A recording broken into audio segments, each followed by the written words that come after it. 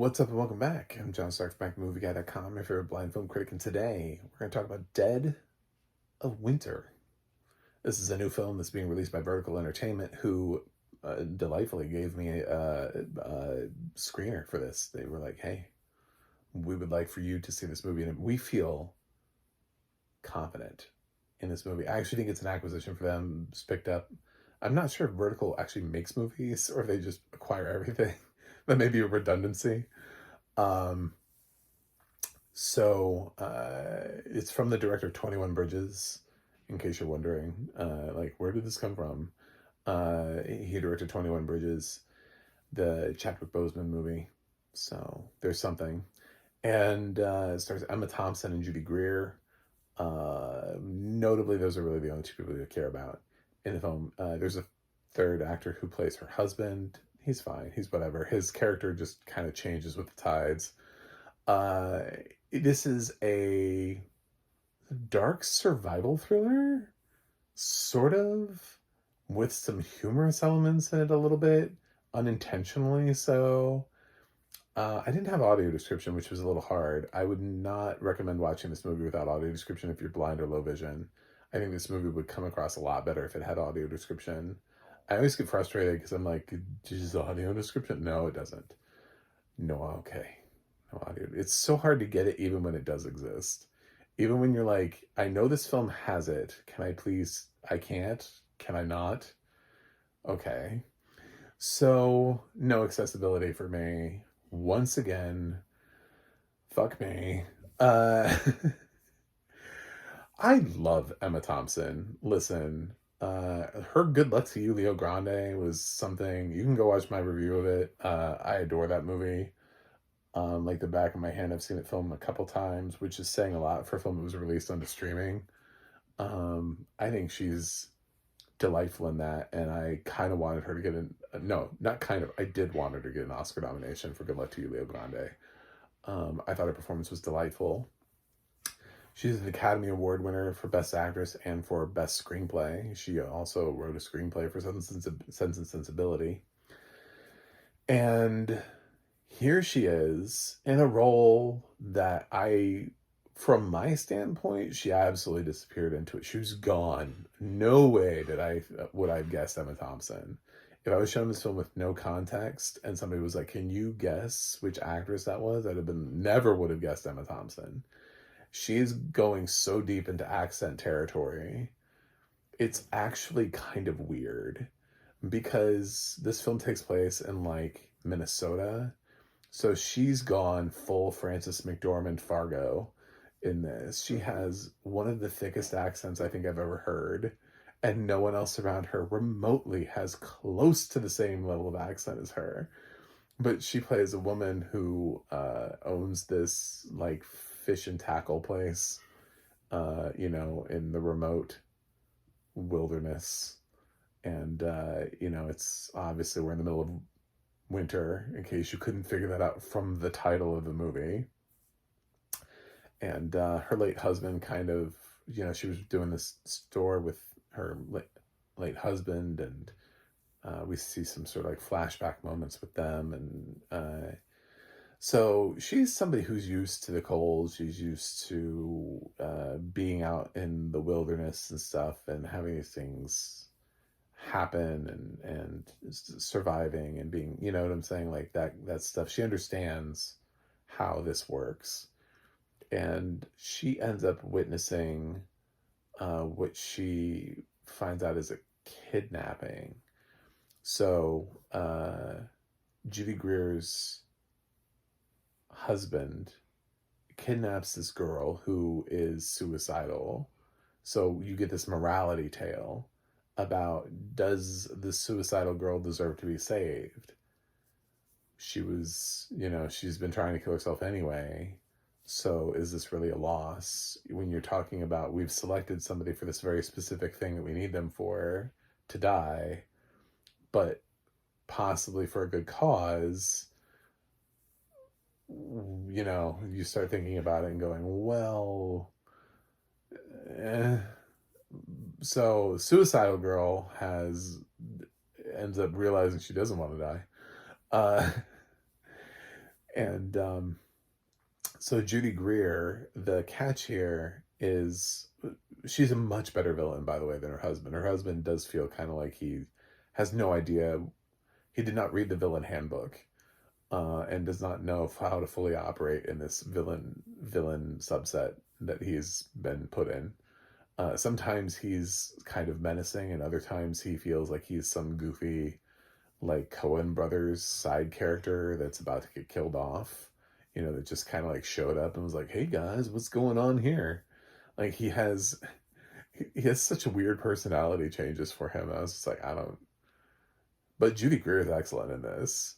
For people who have been seeing Judy Greer expand her acting horizons into more dramatic work, this is another film where she's getting to expand herself into a role that I never would have cast her in, but also she's really good in it. She ends up being far more dangerous and devious and just delicious in her villain role than I actually thought she would be. Even in the beginning, when she's first kind of going through the ropes, I was like, "Oh, it's Judy Greer. This isn't gonna work." And then by the end of the movie, she's got some scenes that are just like fire. I'm like, man, this turned out to be a great performance. I discounted her in the beginning. I was like, oh no, Judy Greer is the villain. This is not good casting. It works. It works a lot more than Emma Thompson with her overdone accent. So the accent is a lot. It is a lot. It is probably regionally specific, except for the fact that no one else has that thick of an accent around her, but yet everybody else is still from the same area, which makes no sense. It makes no sense for Emma Thompson's accent to be so thick and no one else to match her. Why doesn't Judy Greer sound like that? Why doesn't her husband? Why doesn't any of the other characters who float through here? There are some minor characters that pick up for certain reasons. I mean, I don't want to spoil anything. But yeah, I mean, she's just like leaps and bounds further away. It's so interesting. Like, I'm intrigued by her accent. It's such a good accent because I mean, I didn't hear Emma Thompson at all. She is completely gone in that accent. Uh, but at the same time, it's distracting. So, but she does play the tough, uh, you know, hero who knows her area well. She knows how to use the cold against people, and she knows how to, even though she's not a girl boss by any means. She doesn't fall under that strong female lead type thing. She's just somebody who you fell into her neck of the woods, and this just is her neck of the woods. Like, she knows what she's doing here. So, and is very familiar with the territory and the weather and all that kind of stuff. So, works in her favor. But oddly enough, Judy Greer would be the reason to watch this film. And then, like I said, with me, you gotta let it play out. Because Judy at the beginning of the film, I felt it too. If you feel like you're like, oh no, this isn't gonna work. By the end of the film, I was like, actually, surprisingly, I believe you as a villain. Didn't think I was going to, but I do. So kudos to Judy Greer for a performance. Um, but damn it, Emma Thompson. I love Emma Thompson so much. One of my favorite performances of hers is actually Love Actually, which I would have nominated her for. There's a scene that she has that's totally nonverbal, where she pulls the box out and suddenly all the realization hits her. And she knows everything about her husband in that moment, because she sees that, and then she gets the gift, and it's not the gift that she saw earlier, and she knows what it means. That whole thing, the part one and the part two of that, the setup, and then the I guess you could say punchline. so beautifully captured by Emma Thompson as she's trying not to, just reveal everything and cry, and then she waits until like nobody can see her, and it's beautiful, and it shows why Emma Thompson is one of the greatest actresses working. She should have more Oscar nominations. Here, I just found it a bit much, and it did kind of keep me from loving Dead of Winter too much, but then Judy Greer came along with a performance. So I'm conflicted. I wish it had audio description. That's where I'm at.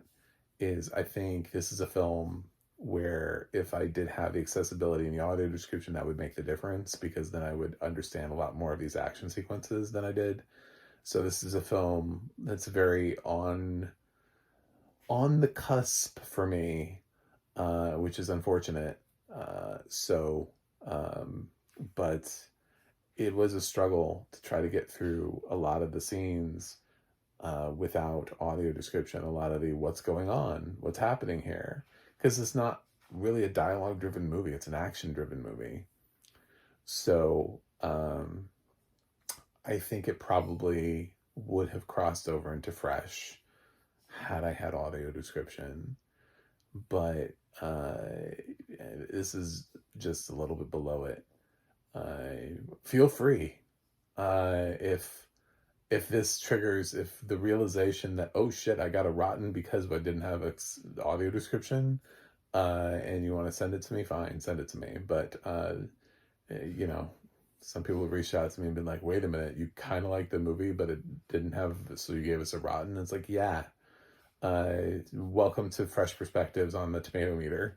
So I'm going to give Dead of Winter a 5.3 out of 10. It's not terribly below. 6 is my mark, because that's, it would be a passing grade in real life. It's also where 60 is where the Fresh score ends on the tomato meter. So 5.3 is not that far.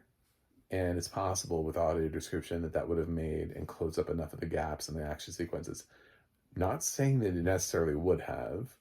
In my experience, nearly every single time that I have had audio description, except for one I can think of, it's always pulled the film up,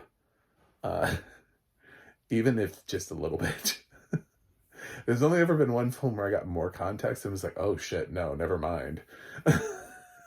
So I'm like, my bad. I misinterpreted the film. I did not want to know that. Never mind. We're going in the other direction. So, there's